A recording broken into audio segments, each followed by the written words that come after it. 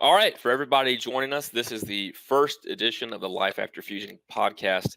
Today with us is, I'm just going to call him Mo because that's what he wanted to be called. He also goes under the YouTube name Maurice Zapata, and then on Instagram, he could go by 13th Barbell. So we've little history. We both had a spinal fusion. We're both into powerlifting, so I figured this was a great candidate to kind of start this series off with. And with that, I'm just going to let him take it away. Mo, just introduce yourself and tell everybody what they need to know about you. Yeah, well, currently I am 42 years old. I've been in the military or the Army for 24 and a half years. I'm a Master Sergeant. My job title is I'm a Chief Intelligence Sergeant. I think I had my fusion back in 2014. I fused from S1 to L5, L5 to L4, so two-level fusion. They were thinking about doing a three-level fusion, but the doctor at the time thought it was too aggressive. My doctor was Doc Powell.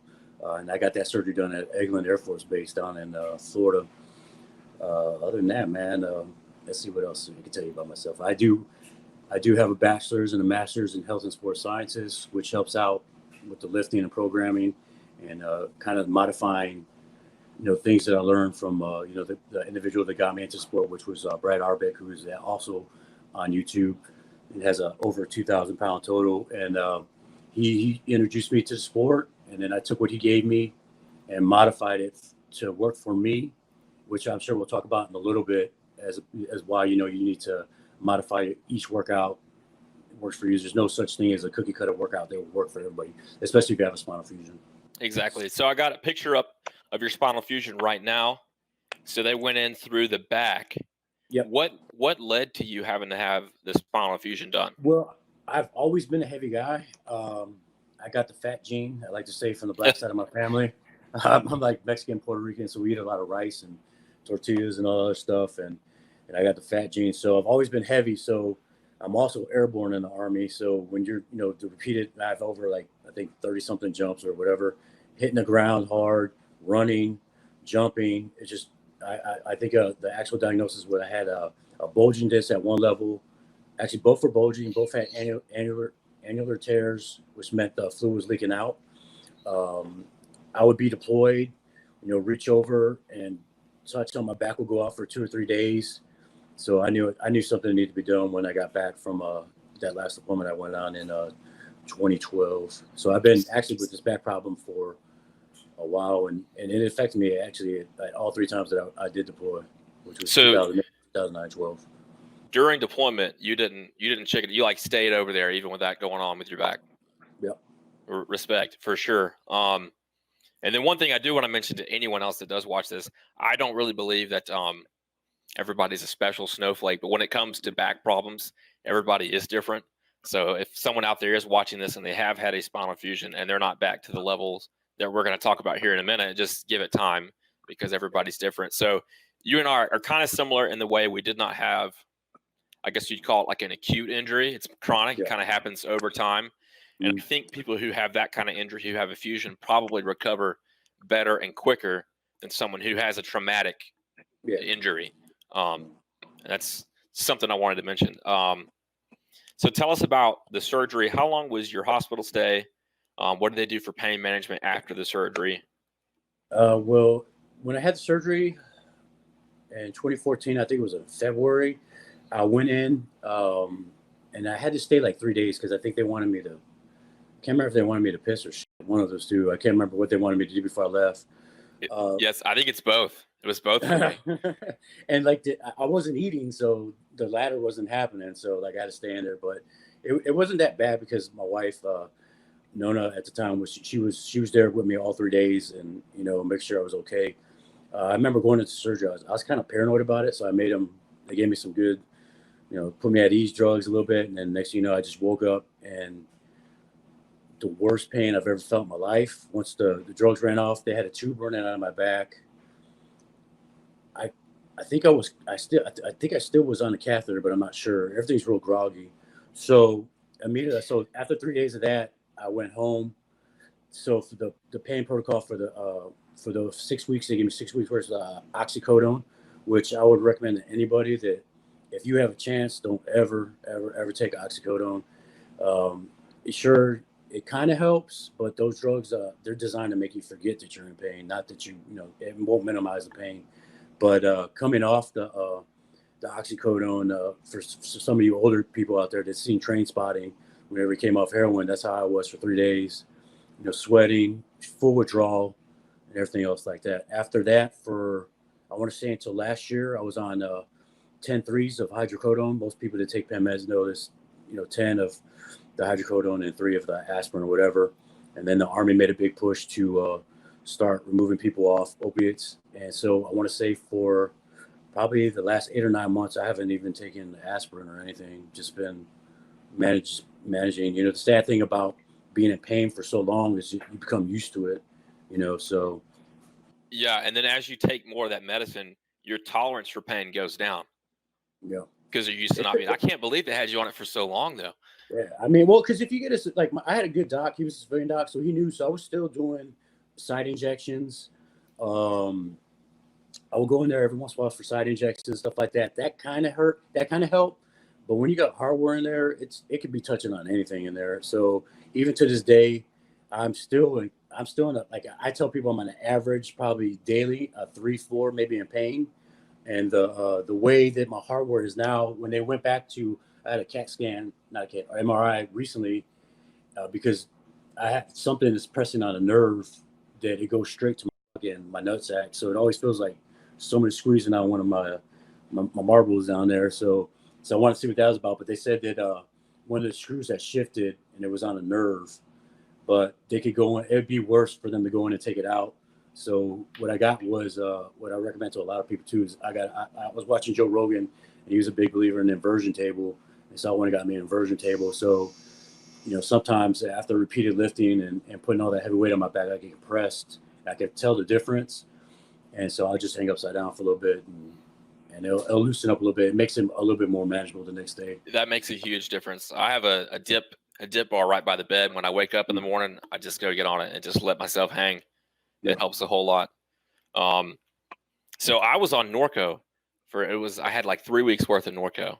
And when I got off, it was miserable. So I can't imagine 6 weeks of oxycodone, dude. That had to be rough for sure. It was a party when I was on it, but when I came off. I can imagine. So did you get to pick your own doctor? I know being in the military, that's. Yes, because I believe that time pain management was full, so they did an outside referral. So I had a civilian doctor, which was he was a pretty good dude. He's from Memphis, Tennessee, and Doc Stein, and he kind of let me navigate my own pain protocol because he knew I knew what I was talking about, and he knew I was always going to be in pain anyway. So he was just trying to make me as comfortable as possible. I got you. So talk about after you got off restrictions from surgery, how you got back into lifting and started out that.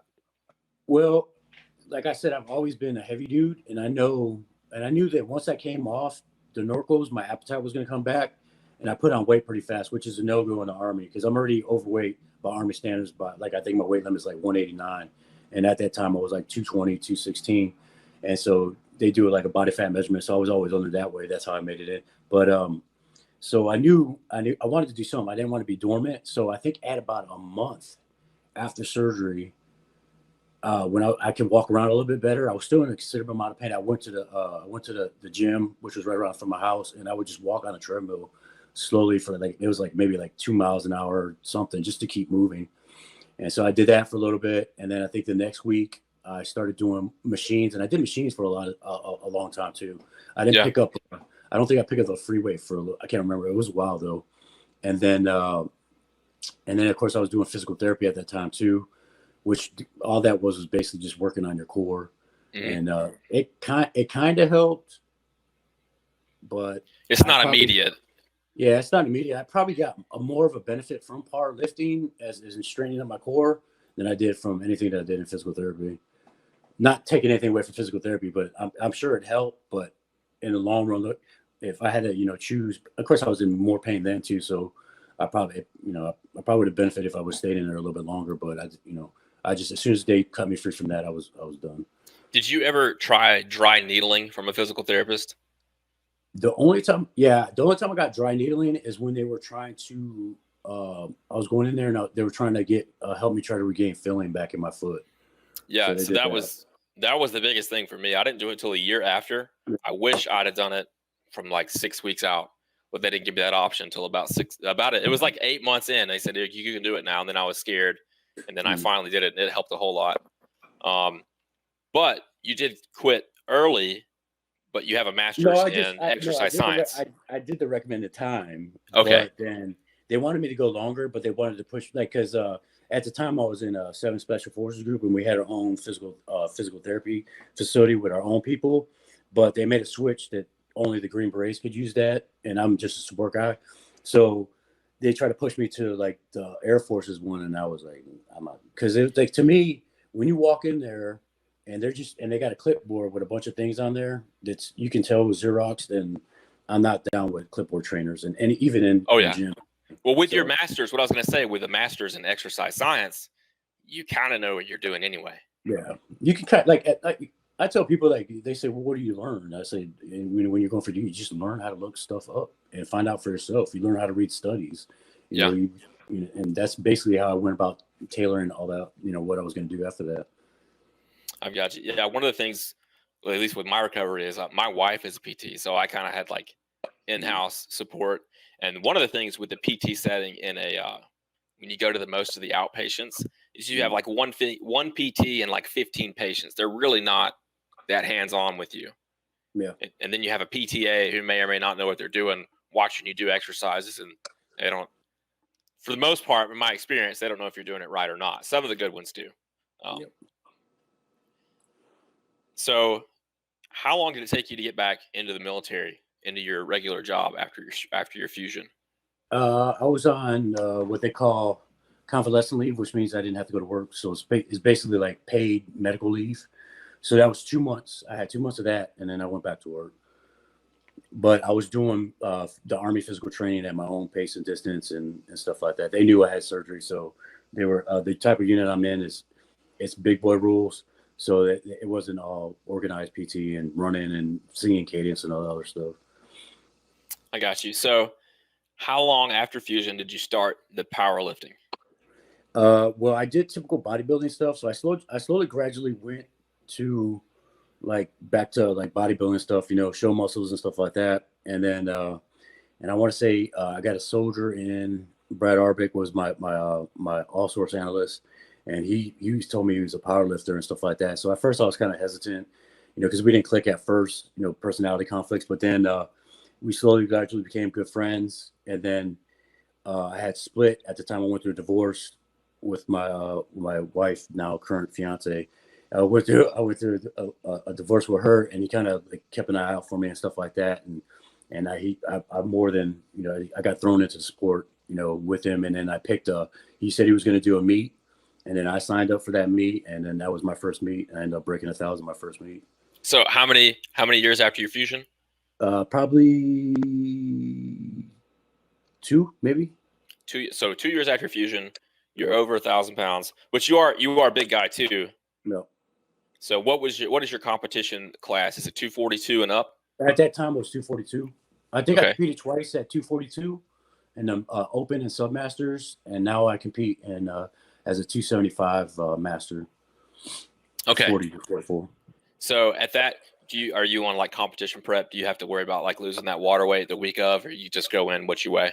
No, the last meet I weighed in at 266. Okay. So actually that last meet I tied, which is weird. Me and the dude ended up pulling the same amount of weight. I pulled 1,300. I mean, we lifted 1,300 each, but because I weighed less than him, I won. So your Wilks score was higher. Yeah. And I got to play that clip because this is you and these Tennessee State Championships like about a month ago, right? Yep, that was a month ago. This is probably 440. I went into there like I didn't do as well as I wanted to, but I attribute that was a couple of mistakes in my program. I think I peaked for a little too long.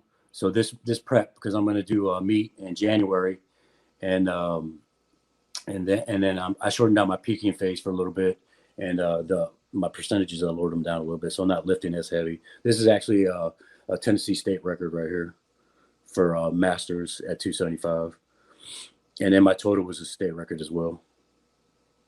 That was a grinder too. After that, I bet it was. Yeah. I didn't even take my third lift after that because my back just went straight. It went straight tight, and then I was like, nope. You were done. So Yeah. this is something I've noticed after I do deadlifts. My back feels better. I don't know if it's just using those muscles or something. I don't Well, lock up, but everybody's different. well, it's kind of different. Like, well, when you do all three lifts, it's different, you know, because I'm a deep That's squatter true. anyway. You know, I'm a Hmm. deep squatter anyway, so sometimes I have to use my back to get out of it. So my back is very sore. Actually, the bench and a lot of people are surprised by this, but the bench press is probably the worst for my back because I'm so planted into the ground. I can't arch. So, Yep. but once I get that leg drive in, that back tightens up so bad, it could be it's pretty bad. I've actually called off my third lift before because it went straight. I couldn't even get off the bench. Have you tried benching with a belt? I don't like the way it feels. Yeah, I don't either. I can't stand it. But I did. For anyone who is new to powerlifting or doesn't know about powerlifting, if he could arch like every other powerlifter, you'd probably be like what 380 easy. Yeah, I think my training PR right now is 370. Yeah. Oh, you'll hit 370 in a meet for sure. But yeah, I had to really modify it too because the further you stick your legs underneath you, the worse it is for me. So Yeah. I kind of had to relearn how to bench just completely flat. Yeah, this prep right now, this prep I'm doing, I'm actually got my feet a little bit more behind me, behind my knees a little bit more than I usually do.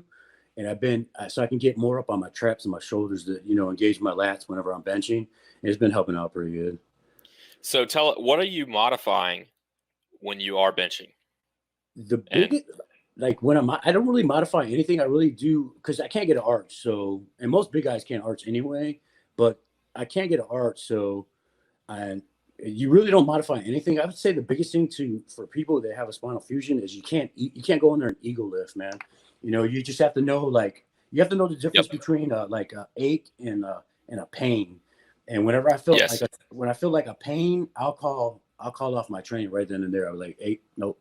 I'll just make like I tell just pay the bank your reps later on in the week when you feel a little bit better.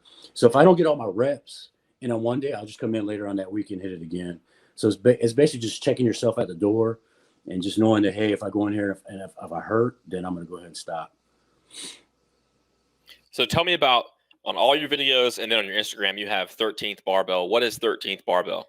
13 part. Well, like like I want to do something, but I'm like a kind of like a one thing at a time kind of guy. So like I'm Hmm. finishing this army thing, and then I'm going to probably do something. But I was born on the 13th, and that's where I got that from. And Okay. once I like I think whenever I get out, I'll probably start a powerlifting team for at risk use because my wife wants to be a social worker with those youth as well, and then she's gonna if she finds somebody that wants to work out, she'll kick them my way.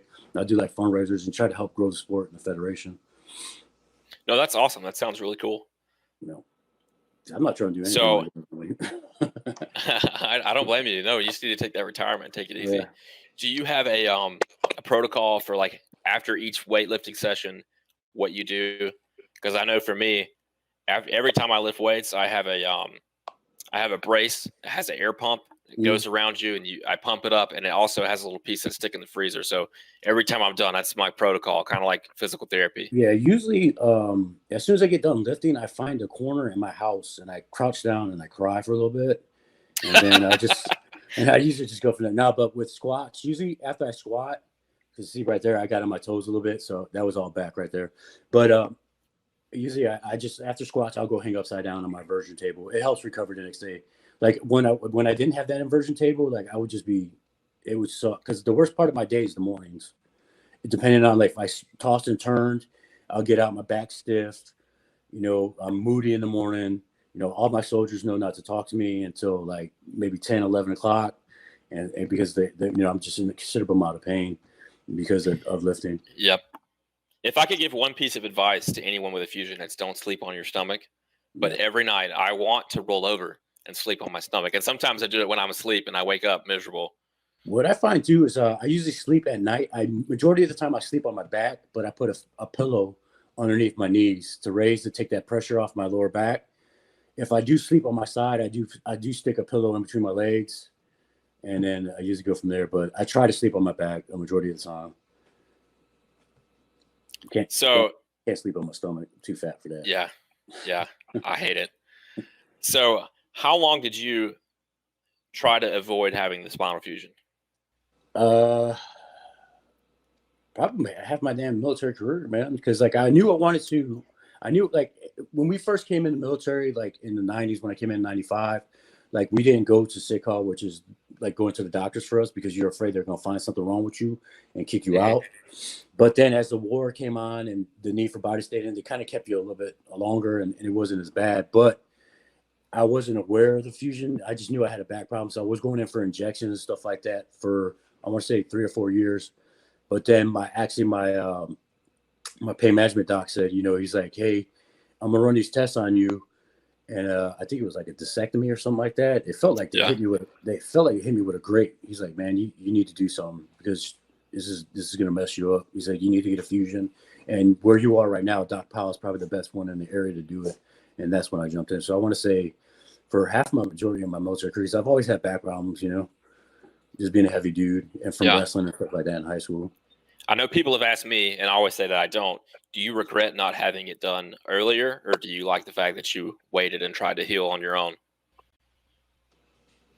If I probably would have got it done earlier, but I think it kind of worked out as time wise because once I started staying in a little bit longer, if I would have got it a little bit early in my career, I probably would have got medically boarded because I can't jump. Hmm.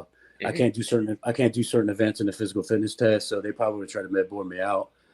So I think it kind of worked out well when I was supposed to get it. And the way they did it too is that them white spots right there are dead people parts, and they did stem cells. They threw some magical stem cells and they sprinkled it, and that kind of made everything heal a little bit faster as well. Did they take any bones out of your hip? No, I think them are cadaver bones. Okay, yeah, they took a square out of my hip and then they mixed it with cadaver bones. Yeah. So So sometimes I don't. So because of those cadaver bones, sometimes I don't feel like myself. I feel like I'm a 25-year-old Asian man. I don't know that's why, but and I'm maybe that's still. what it is. Maybe that's what it is. Um, if you could give any of like this is what I always tell people if they think about it, like unless you have an absolute need, like a traumatic event, try to do the therapy first because you can't undo surgery after you have it, But I if think, you give it that therapy a shot, see if it makes you feel better for a few years.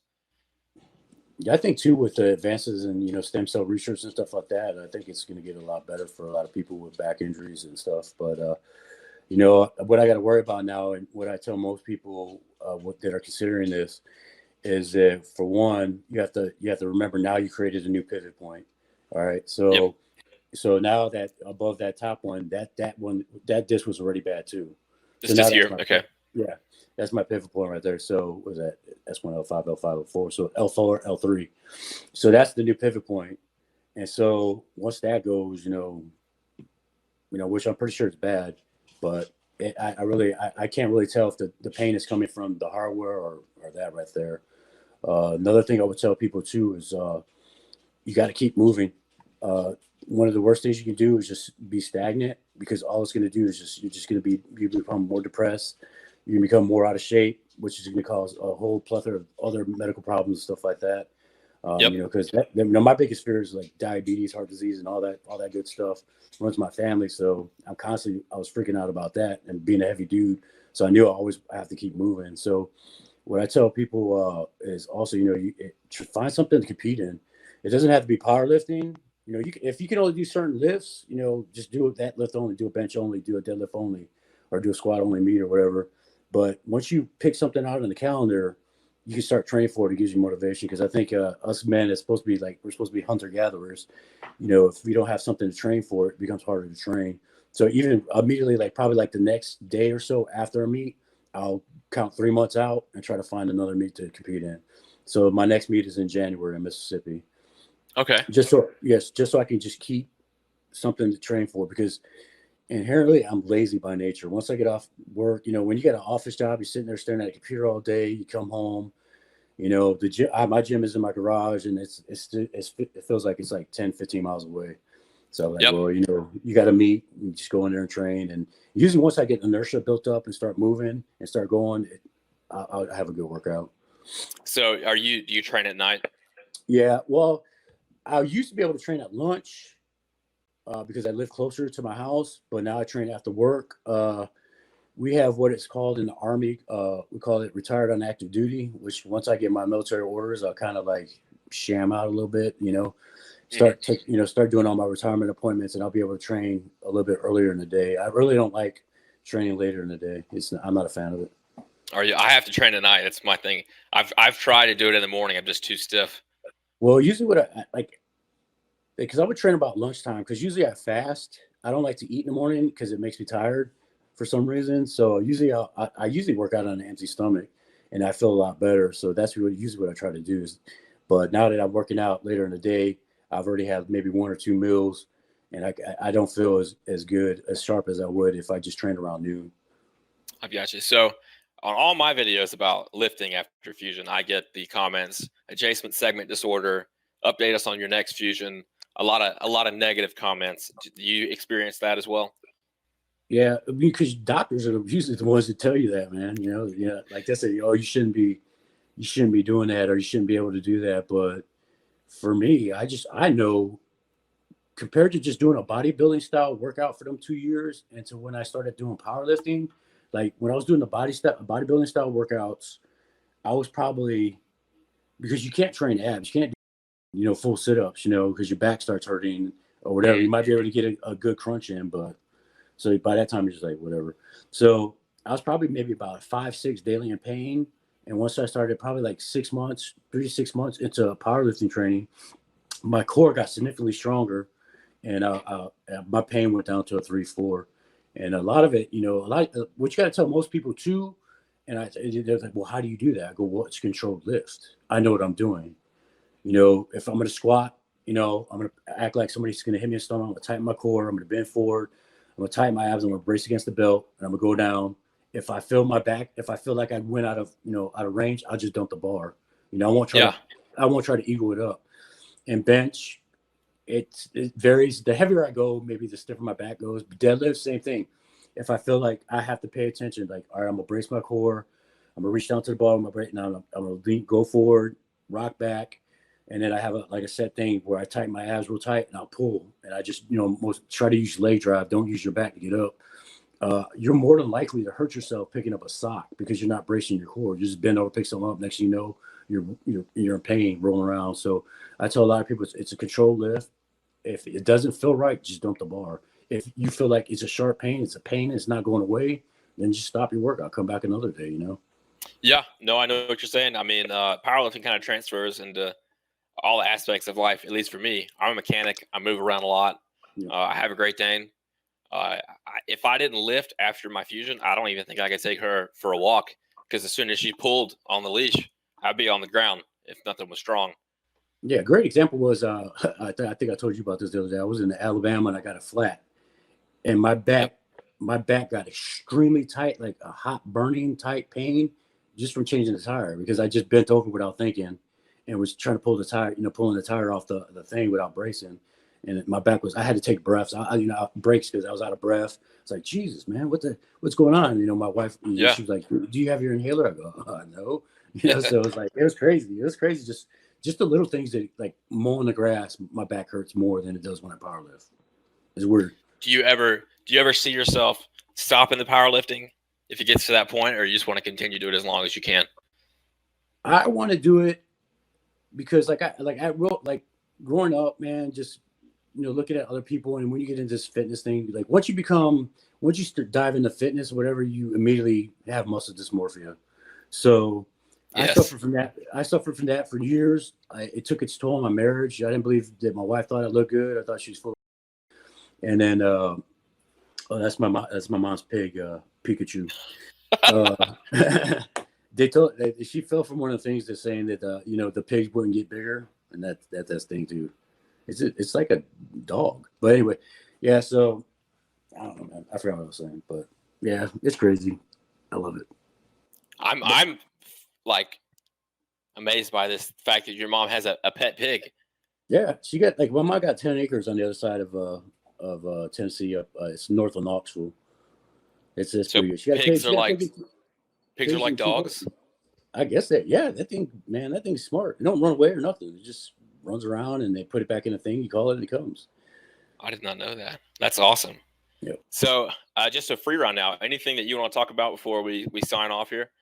No, the biggest thing I would just say is just, be smart with your training. Uh, what I tell people is it's fine to have trainers, but at the same time, do your own research. Learn as much as you can, because you might have to tailor, the program to work for you. But at the same time, be realistic with it. Just don't say, well, hey, this is too hard, I'm not going to do that. Squat, bench, dead is it's the only way you're going to get better at it is by doing it. And I tell a lot of people who want to get into to learn how to squat deeper, or squat a little bit better, or get used to the movement. I did the squat every day for a month, and that's how I was able to teach myself to squat deep. Me and my partner Brad both are deep squatters. We don't like to stop at parallel and just come up like those guys in the USPO. Stop right at parallel. Them high squat. Parallel, depending Yeah. on So your judge. that's the biggest thing is, like, as long as that, like, I would tell people, especially when you're a little bit older in your 30s and stuff like that, get your testosterone levels checked. That's a big game changer too. That's gonna, if you have low T, you're not gonna recover. You're not gonna recover as fast as everybody else. You're gonna be moody. You're not gonna want to do it. You're gonna feel beat up all the time. So make sure you get all your hormone levels checked. Check with your doctor on certain things. Make sure your hardware is not moving, not shifting. Make sure you completely fuse before you do anything, and just Yep. do something. Find something to compete in. It might not be running, but you can row. Rowing and stuff like that. I'm a big fan of CrossFit, but I couldn't do that. Can't.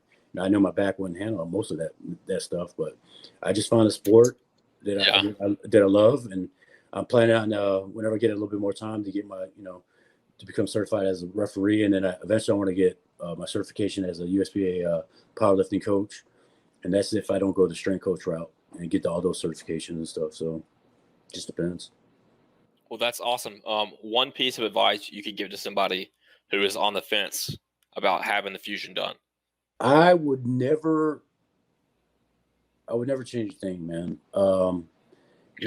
One of the biggest things is if you have a support system like I did. I have, my wife was there at the time, and she took care of me. She took off from work. If you have somebody there who's going to help you, then go for it, because it's better than being laid up on the couch for 3 or 4 days because your back went out because you're picking up some toy that your kid left on the floor. Yeah. Being in pain daily, and especially the higher levels of pain, it takes its toll on your family. You should be moody around the house. Nobody's gonna want to talk to you and stuff like that. I'm still in pain, but it's a little bit more manageable. My family understands that I'm in pain. Like, if my wife asks me to do something, she knows that I have to do it when I'm ready for it, because if, like, I had to put some fireplace together for her the other day, and she was kind of agitated that I didn't do it right away. But then I had to remind her. I said, hey, whenever I'm bending over in these certain positions, it's going to hurt my back. Just talking to your significant other about your pain, your levels, your threshold, what you can and can't do, and don't understand. She knows now. When I remind her, hey, don't forget, I've had the surgery. I have to be mentally ready to, hey, I'm going to be bent over on my knees for a little bit, putting this thing together, and then we'll go from there. Yeah. You just said something that made me think of something else. I don't want this to drag too long, but people, for the most part, if you've had a spinal fusion and if you don't have a brace, especially, they don't see you as having a disability, especially in that first, I don't know, 2 or 3 months when you get done. And they'll be like, well, why can't you pick up a gallon of milk and bend over? Because you're on that BLT protocol when you first get done. Did you have that experience where people were like, what's wrong with you? You look Well, fine. like, everybody knew that, but, like, if they get crazy, dude, I just show them. I call it my upper butt crack, which is my scar. That's Which is what my scar. it goes straight up for me too. Yeah, I just turn around, I pull it up. I'm like, hey, man, I actually am on the outside of my office door at work, because I have, like, how many soldiers I got? I think I have, like, maybe 50 or 60 junior intel guys that work for me or work beside me. So I have that picture of my spinal fusion that says no excuses, because Yeah. they don't come to me crying that you can't do something if I'm out here doing what I can do. Yep. No, I know So, especially what you mean, but it's one of those mental things where if you see somebody that have a cast on their hand, they're like, oh, well, they're hurt, and then you see someone just walking around, but they may be hurt too. the thing is like, hey, you weren't there for them 3 days after the surgery. You weren't there for the 2 to 3 weeks that I'm just laid up on the couch, and I have to ask my wife to help me get up, Yeah. because I'm stuck, because I can't, you're considerably weaker. Everything becomes weaker whenever you get your back. It's amazing, like, how much that lower back helps you with daily movements and stuff like that. And then when you get cut like that, It's like I don't care. I tell well, most people don't say anything to me anyway. I'm a big dude, so I just don't. It's not I like like it. I I still like it. park.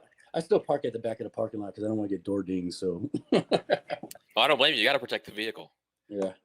Well, with that, we're going to end the live. Thanks everybody for watching.